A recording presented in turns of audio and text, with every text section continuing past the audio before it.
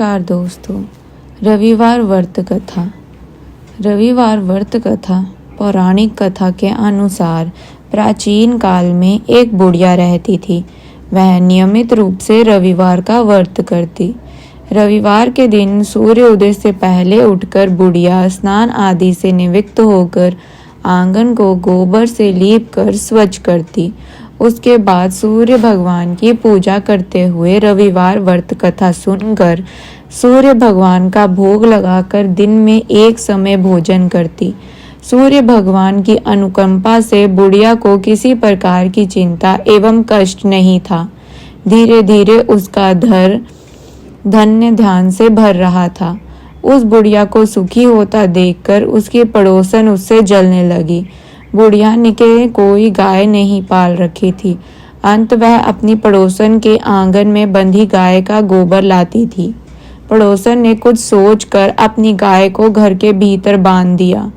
रविवार को गोबर न मिलने से बुढ़िया अपना आंगन नहीं लीप सकी।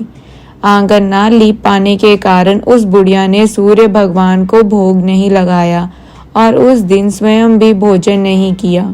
सूर्य अस्त होने पर बुढ़िया भूखी प्यासी सो गई। प्रातः काल सूर्य उदय से पूर्व उस बुढ़िया की आंख खुली तो वह अपने घर के आंगन में सुंदर गाय और बछड़े को देखकर हैरान हो गई। गाय को आंगन में बांधकर उसने जल्दी से उसे चारा खिलाया। पड़ोसन ने उस बुढ़िया के आंगन में बंधी सुंदर गाय और बछड़े को देखा तो वह उससे और अधिक जलने लगी। तभी गाय ने सोने का गोबर किया। गोबर को देखते ही पड़ोसन की आंखें फट गई। पड़ोसन ने उस बुढ़िया को आसपास ना पाकर तुरंत उस गोबर को उठाया और अपने घर ले गई और अपने गाय का गोबर वहां रखाई। सोने के गोबर से पड़ोसन कुछ ही दिनों में धनवान हो गई। गाय प्रतिदिन सूर्य उदय से पूर्व सोने का गोबर किया करती थी और बुढ़िया के उठने के पहले पड़ोसन उस गोबर को उठाकर ले जाती थी।